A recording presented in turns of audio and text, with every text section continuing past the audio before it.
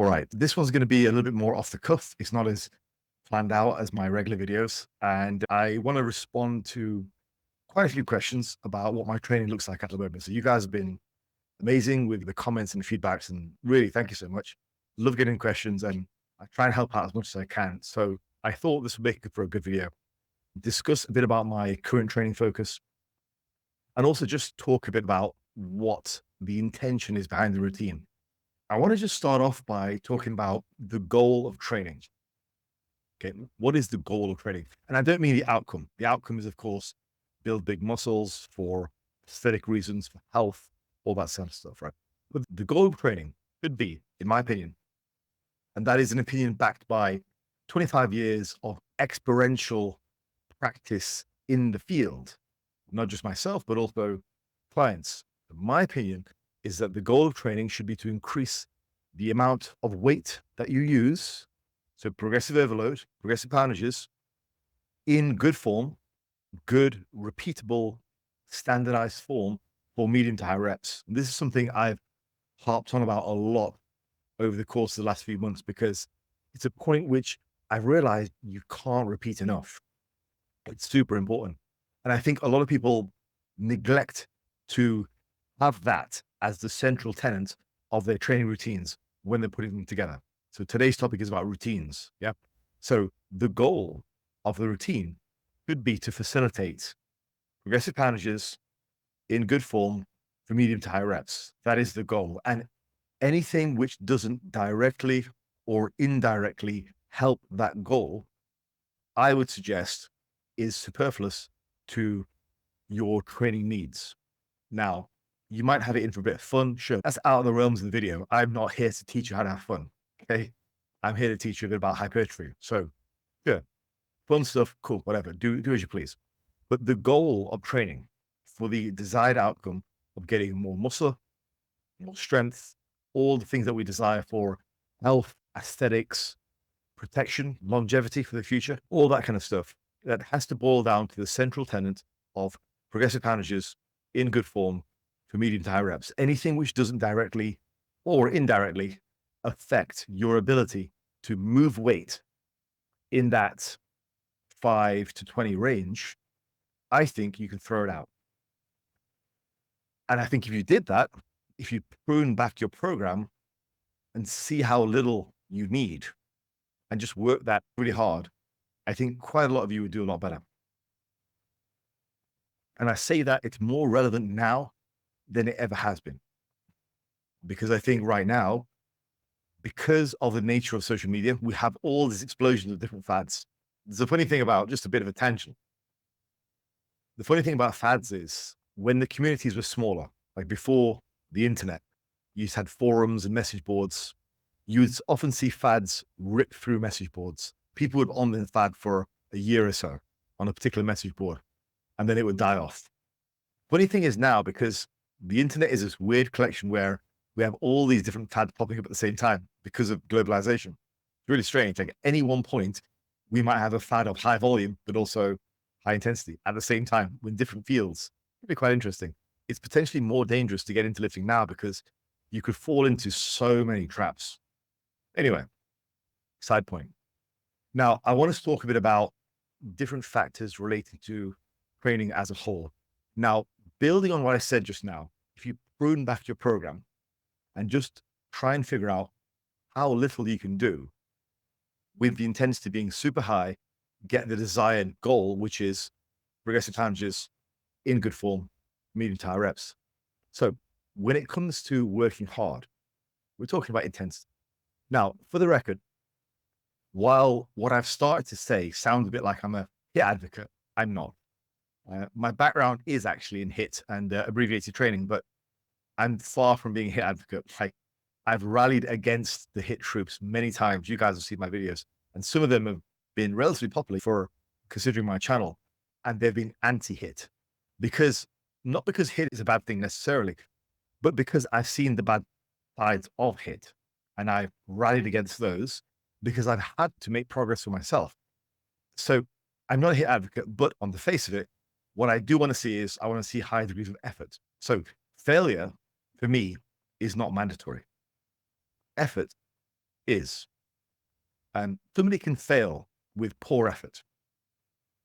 Somebody else can never fail a rep with a much higher degree of effort. So they're going to get much more from that set. So just to give you an example, what I'm talking about here, if you fail really easily, you don't really strain, you just give up. That's your failure.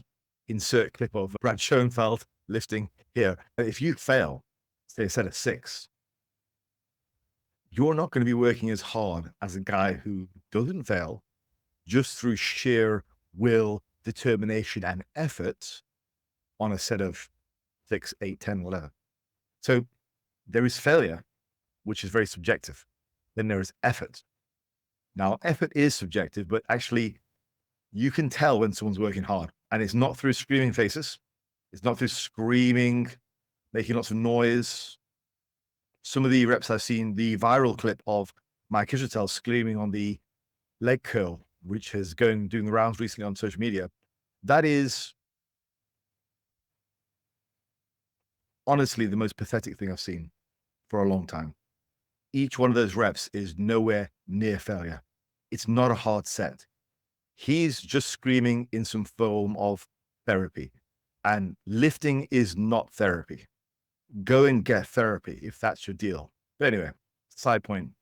I was very disappointed when I saw that clip. It's just nothing close to failure at all. Not one of those reps is. It's just a man wailing. Anyway, so the reason that I keep going on about effort is I want people to improve effort first. Okay. Overall effort is important. Failure is not that important, really. Like whether failure happens or not, it's not crucial to the lift. Your effort is. You can fail with poor effort, but if your effort is high, you're always going to get a good result, a good training stimulus. So that's why effort is important. Yeah. I'm not necessarily looking for failure because failure can happen easily. People can make lots of noise and it doesn't necessarily correlate to high degrees of effort is what builds mass. Effort is what provides the stimulus. Effort is what allows you to get better next time. Okay. So one way that I've discovered over the years to increase your level of effort is to prune back on volume. Okay. And again, this kind of builds on what I was saying in the first part of the video where I was talking about pruning back your program to what is necessary for you to really move the needle in terms of poundage progression in that 5 to 20 rep range. So generally, as a side effect of reducing the volume down to the minimum amount, people can usually generate higher degree of effort. So volume almost acts as a barrier towards high effort. It's a special person that can do both. A special, well-practiced person. The guy I'm thinking of off the top of my head, aside from myself, is Jeffrey Verity Schofield. High degrees of effort, high degrees of volume. I'm sure there are others out there in space, but I know because Jeffrey posts his videos on Instagram every day, just like I do, actually. So he comes to mind as a good example of a guy who does both, but it's a rare person that does both. Generally speaking, most people, if you prune back their volume, their intensity goes up. It just naturally does. You have less to focus on, less mental load, and you're able to push harder. Yeah. So let's talk a bit about how we can improve your levels of effort, because that's the goal, right? High effort usually leads to good things. And one of the ways you can do that is actually lower your volume. So this is one of those sort of counterplays, isn't it? If we were to believe everything we read online, we would think, hey, high volume, good stimulus. We need the volume. We need that 12 to 20 sets. But actually, what I'm saying here is actually the opposite of that. That high volume might just nuke your intensity. So this is one of those cases where what is seemingly obvious is actually not true. It's false. So generally speaking, I tend to get people to get their effort levels down first. Then if we need to, we can increase volume later. But initially, take that volume down. That's going to help you push harder and give more effort. Now, other things you can do is you can pick exercises which are safe for you and productive for you. So as you'll see my routine later on, all the exercises I do are safe and productive for me. There is no exercise that I do which feels off. I've dropped those exercises. And if an exercise I reintroduce feels off, I'll just drop it again. Like recently I reintroduced weighted dips. Didn't do well. Didn't do well for me. I think I'm going to leave them out. So anyway, safe exercises which are productive for you. Now, a classic example is squats. Squats tend to be very polarizing. Some people are great at squats. Most people aren't. I think they're probably safe to say. So in that case, don't squat. You don't have to. You just need to work your legs through a good range of motion and be able to work them productively and hard with high degrees of effort. So if you squat and all you ever feel is your lower back, your back hurts, your knees hurt, no point. So that's another thing you can do to increase your levels of effort, right? That's what this section's about, intensities. Now, the next thing is productive rep ranges. Rep range is something which I think it varies as you grow older and stronger. So initially, I tend to think lower reps work better. So 6 to 10. Now, that works because the weight should be heavy enough that all of your muscle fibers are recruited from rep 1. Okay, now that's a whole different sort of question. That's a whole different scenario, a whole different explanation. But basically, if you have a weight which is heavy enough for you to fail in the roughly 6 to 10 range, you're going to recruit most of your muscle fibers, if not all of them, from that first rep. And that's a good thing. So at least they're getting stimulated. So initially, low reps are easier in a sense. You don't have to get to the pain of the high reps. So generally speaking, for most guys, I'm looking at reps starting on the lower side. It's just easier to push hard, easier to get a result. Now, in certain situations, you're going to be looking at higher reps. And I think this is where there is some confusion because some guys will really promote high reps. They'll go, bodybuilding range is more like 12 to 15. And you look at them, you think, okay, these guys are pretty big. They're pretty strong. They've been lifting for a few years. Fits. Because if you're pretty strong and you've been lifting for a while, odds are you're probably going to be limited by the recovery of your joints and your tendons, not your muscles. So it fits. So whenever I've talked about rep range in the past, I've generally said reps on the lower side, unless you are older or very strong. That is the correct answer. That's the correct answer. Okay. Higher reps are not inherently better. They are better if you are strong or beat up or older or all of those. Yeah. And that's not even always the case. Like guys like, I think Alex Leonidas still does relatively low reps, that 6 to 10 range. Now, great. He has very sturdy joints. He's a guy that can carry on pushing hard and he's very strong. I mean, the guy's a tank. He can still train very hard, still push very hard in that 6 to 10 range. Great. Now for myself, generally speaking, my elbows, my knees, my shoulders, they don't always get taken out for the ride. Okay? It's like you got a group of friends. My muscles are the rowdy, rambunctious friends who want to drink and get wasted, right? They're up for anything. My muscles like, great, let's go. My tendons are the older guy in the group who's a little bit more sensible, who doesn't drink anymore, basically me. So as you get older, as you get stronger, there will be a point where your reps will naturally move higher. But that should not be misconstrued to say that everybody should do higher reps for bodybuilding. Not the case.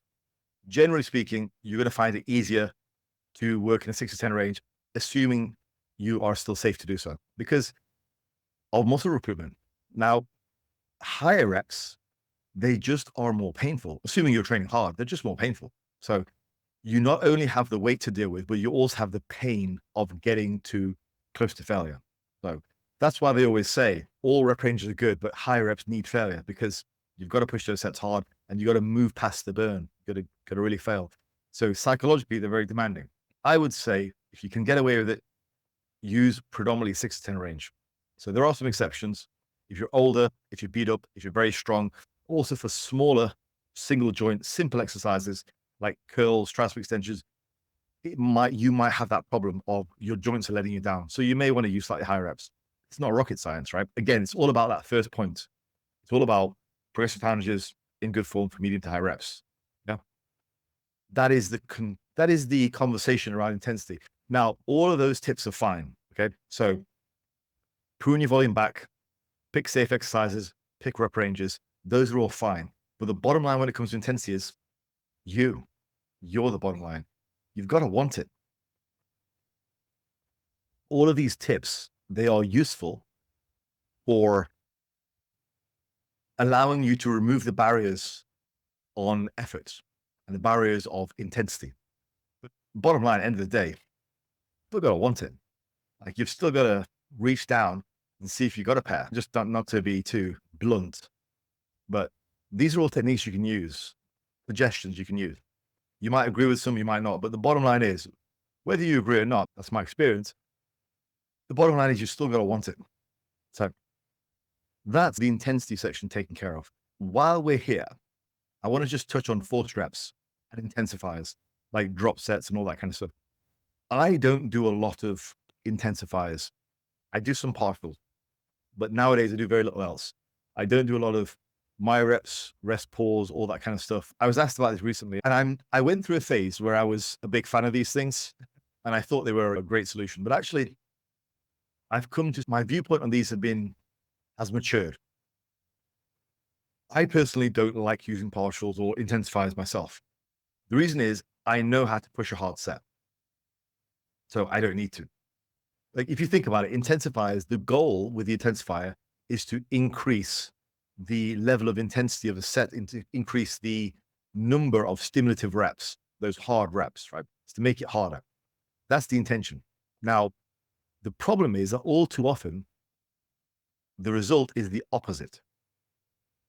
So all too often, the guys who are really drawn to stuff like this is usually beginners and intermediates, because in that range, those are the guys who are looking for the secrets. This is going to unlock gains. And generally speaking, those are the guys who are still intermediates because they don't know how to push hard. So what happens is you get a set which should have been a set of 12 to failure. So you got your training partner just screaming at you. You're at rep 10. You want to give up, you go again. You want to give up, you go again. You want to give up, you go again. And you get to the middle and you go, oh, you can't get it. You start shaking.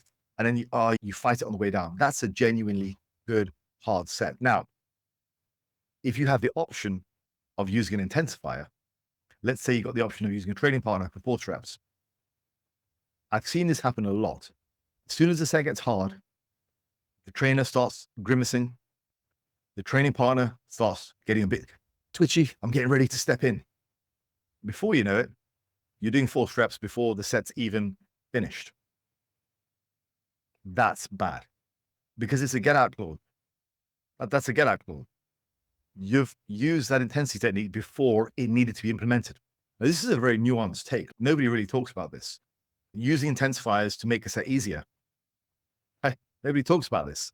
People just naturally assume intensifiers will make things harder. That's not the case. Certainly not what I've seen. Generally speaking, the guys, and it's always the guys who really like these intensity techniques. Those are the guys who bitch out. Those guys, always. I don't like intensity techniques. You know why? One, I don't need to do them because I know how to push a set hard. The fact I know how to push a set hard shows me just how devastatingly hard some of these techniques are if you do them correctly. But I think a lot of guys think, oh, it's nice. I like rest pause. I like drop sets. Like them.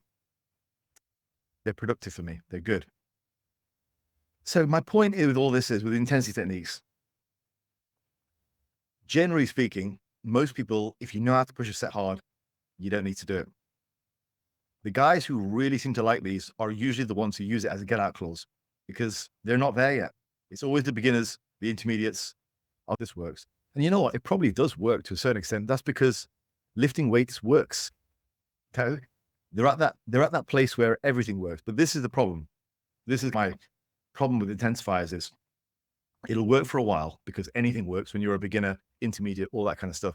But it teaches you bad habits. It doesn't teach you good habits. So that rep 10, when you should have tried for another one and another one, and finally a half rep, instead your partner jumps in, takes the weight. Then you high five each other, jock each other's asses and go, yes, force reps. We're doing it. We're just like Mike Mensa. Reality is you bitched out on 2 reps. And if you keep doing that, you're never going to learn how to work hard. That's the reality. That's what I see. Same with myo reps. All right, we've done this set. We're going to do a few more sets afterwards. You could have just done a harder set. You could have taken that set deeper. Instead, you got a great burn. Cool, fantastic. Burn's great, but none of those sets were at a reasonable RAR, and that's the problem. Same with drop sets. Oh, just about to hit failure. Let me drop the weight. You drop it. Oh, I got a burn. Insert like Anchorman scene here, but not one of those sets was challenging, including the drop set. No matter how much it burned, it didn't get to the meat and potatoes of the set. And as a result, you don't learn how to push yourself. You learn bad habits. You learn to do a set when you're just quite relaxed. You learn to end the set before it gets hard. That's the problem I see with intensifiers. So as a general rule, the only time I program intensifiers in for clients is if I'm 100% certain they can do it. So for you clients who are watching this, who have intensity techniques listed, and there aren't many of you, it's because I trust you. But I don't trust a lot of people with stuff like this because I've seen them train. So anyway, that's my thoughts on intensifiers as a whole. Right. Next, I want to just discuss volume and frequency just together. So yeah, I think the way that people approach routines is to initially start with a level of volume. And I've made this mistake in the past.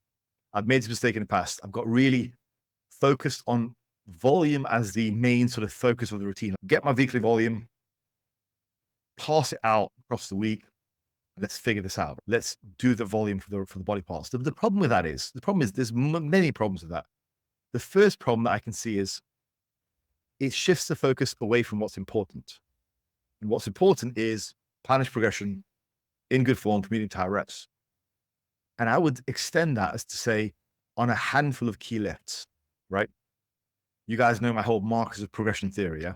So when it comes to volume, I think volume, it prevents people from really honing in on a list of exercises which work for them, because your focus should not be on a certain amount of volume per body part. It should be on getting those lifts up. I'll tell you what, here's a little thought experiment. If I could just fatloss my fingers and starting from tomorrow, the entire training world forgot about all the volume discussions we've had over the last 20 years and instead renewed their focus on getting stronger in key lifts within the next year, which universe would end up with better results?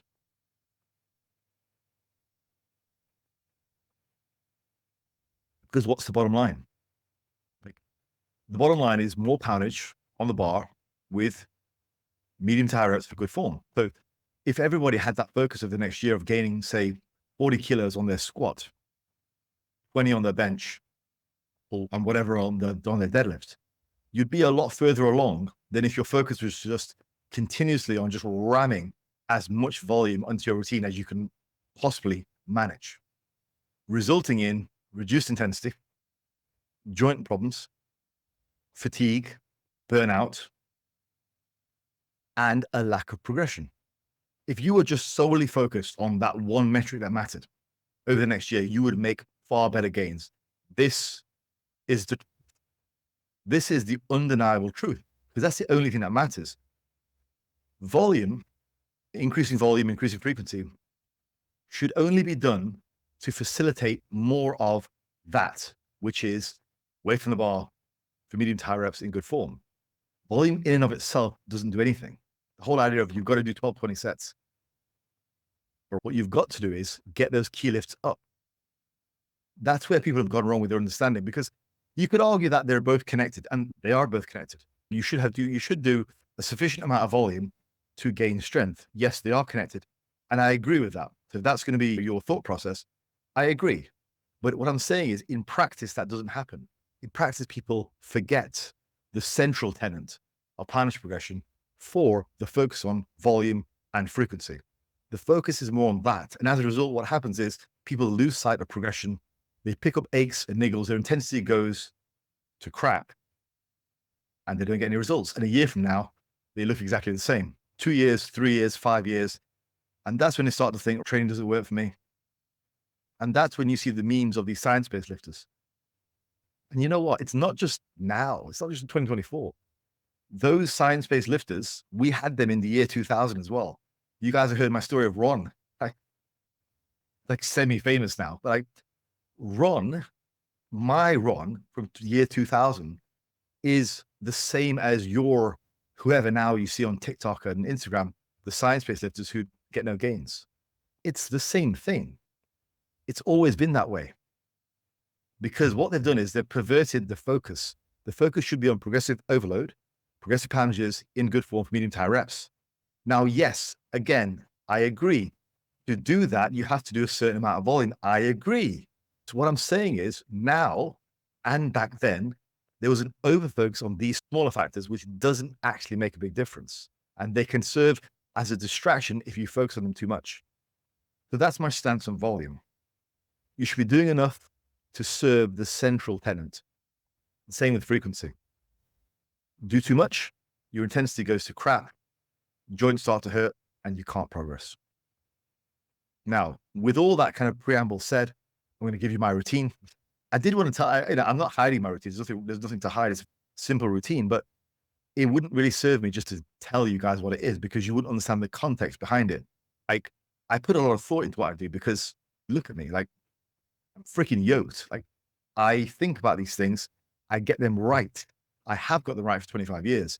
So I put a lot of thought into these things. If I gave you my program, I don't know what you guys would think. I just need to explain it a bit. So over the last year, I did reduce frequency somewhat. So I was training a body part every 4 or 5 days, which was a step up for me.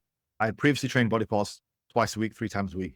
But at the moment where I am in my life with my recovery, I was doing 4 or 5 days. Now I train a given body part once a week, and that's pretty good for me. So my routine, I'm going to be changing my routine for next week. So I'll give you my updated routine right now. This is a routine I'm going to start next week. And to be honest, you guys have seen it before. It's no secret. It's the free routine I've got out. It's the free 4-day intermediate routine. There's no difference. So I'm doing chest biceps on Monday, legs on Tuesday. Thursday is shoulders and triceps. And Friday is back, including deadlifts. So that means Saturday, Sunday, and Monday off. Plenty of time for recovery. I find if I train 3 days in a row now, I'm just battered. The weights that I lift, the intensity that I lift in, at my age now, I can't recover from it. When I was mid-30s, I could. But listen, what I'm saying is all of this stuff is secondary to everything I've been explaining. My routine is just a consequence of the factors which I've explained over the last half an hour, which are actually important. That is high intensity, progressive poundages in good form for medium to high reps. All the rest, the lack of intensity techniques, the lack of volume, all of that, the lack of frequency, all of that is just, it allows me to do the central tenet. My volume and my intensity and my intensifiers and my frequency, they're all just an artifact of what allows me to do the central tenet. And I'm still getting stronger. Some of you guys have commented I'm getting a lot bigger recently. Yeah, I am. One thing is my injuries are starting to clear up, thankfully. Most of you should know this by now, but I had a pretty serious lower back injury in 2020. It was a biking accident. Yeah. F bikes, first of all. But that put me out for a long time. That was pretty severe. I'm not going to cry about it, but that was pretty severe. That's finally picking up now. By the end of this month, I should be deadlifting 4 plates of 5. Whatever. It's bitch weight, but it's something, right? So that's finally healing. Shoulders feeling pretty good. I've also let my body weight creep up to 90 kilos. So as a result of that, I'm able to train harder. So for the first time in a long time, you're seeing a bit more of what I look like in my prime. I'm still not there yet. I'm nowhere near my size in 2018, but we're getting there. So that's the routine. In terms of volume, pretty low. I'm doing about 1 top working set for every exercise in the 12 to 18 range, something like that. So like 15 to 18. So 1 top set, 15 to 18 range. In terms of volume, I would say we're doing about, me and my training partner, doing about 4 exercises for the chest and back, 3 for the quads and hamstrings, and 2 for the shoulders, bis, and tris. Yeah, if I missed anything out, give me a shout. Abs or calves also get worked with about 3 each. So yeah, and as I say, those are exercises and sets for me because I do 1 set per exercise. And that allows me to continuously That allows me to continuously progress. Yeah, very simple routine. But again, all of this, the routine isn't important. What's important is the central tenet. Whatever you can do to promote that central tenet, great. So very often, I've told you guys, higher frequency is better. And it is. If you can get away with training a body part twice a week, do it. Like, why wouldn't you? That's obvious. You'll get more progress. Even if you have to reduce volume, do it. Even if you're only doing 3 sets of, say, chest and back on Monday, and then 3 sets again on Thursday, if you can recover from that, you'll grow more. Of course you will. So right now I can't. So I alternate. And with the weights I'm lifting, I'm even alternating weeks as well. So there is a week 1 and a week 2. So I do every exercise once every 2 weeks. I'm getting reasonably strong again, but I'm older, 45, in my mid 40s, 43. I can't recover from that kind of beating with those weights. So I can improve. It's just a case of adaptation. That's what I need to do. For you guys, I would say your central tenet is, as I've said in this video, progressive poundages in good form, medium high reps. Whatever you can do around that with volume, do as much as you can with that in your mind. Frequency, I would say, is perhaps even more important. If you can hit the body part twice in 7 days, once every 4 or 5 days, do that. The more you can hit it and still progressively overload, the better for growth. Very few of you guys are 43 and lifting the weights I am. You should be able to do more. And if you can, do more. Sure. If you can't, fine. So do you see these arguments we have about volume and frequency? They're idiotic. They're pointless because it's what works for you. But what works relates to what allows you to do progress on that central tenet. That's the bottom line. What's working is not a feeling. It's not a sense. It's not I feel good after the gym. What's working is hard results, poundage on the bar. That's what it means to work. Nothing else matters. Okay. So this video has gone on for a while. To be honest, there's so much more I could talk about. I wanted to talk a bit about form as well. Yeah, I wanted to talk a bit about form because the stuff I still see, like I did 20 years ago, 2 camps. There is the overly focused on perfect form camp who never progress. And they never progress because the over focus on form usually comes with really piss poor intensity. Unfortunately, the kind of guy who's going to just scream and shout or whatever while the reps are still moving along very fast. Or get the other camp where their form is terrible. They just swing and throw around the weights. The target muscles never really fail. Everything else does.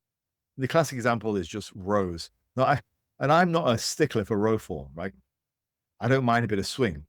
But some of these guys, my God, and they're getting hurt every week. The back's getting hurt, shoulders are getting hurt.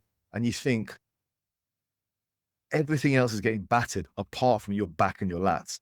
Like, why do you think it's not working? So I wanted to talk a bit about that. And I don't think I've got time right now. So it's already been quite long. I can do it, get some food. So I'm going to call it there. This was a slightly different format of a video. I'm not really going to edit it that much. Just wanted to put up my thoughts on what my routine looks like right now. But anyway, if you want to follow along my training, just follow me on Instagram. I put up my stories on my stories, all my training. If you like that kind of thing, you can see what I'm doing. You can see the split I'm doing, all that kind of stuff. You can ask me questions. Sure. Why not? Just follow me on Instagram, Fazlifts, and I post my lifts in my stories. Anyway, I'm going to call it there. But anyway, that answers your question. This is why I said to you guys, look, I'm going to make a video because there's a lot to say about it. I didn't just want to write out my routine. So I'll call it there. Hopefully you found that somewhat useful. And I'll speak to you real soon. Peace out.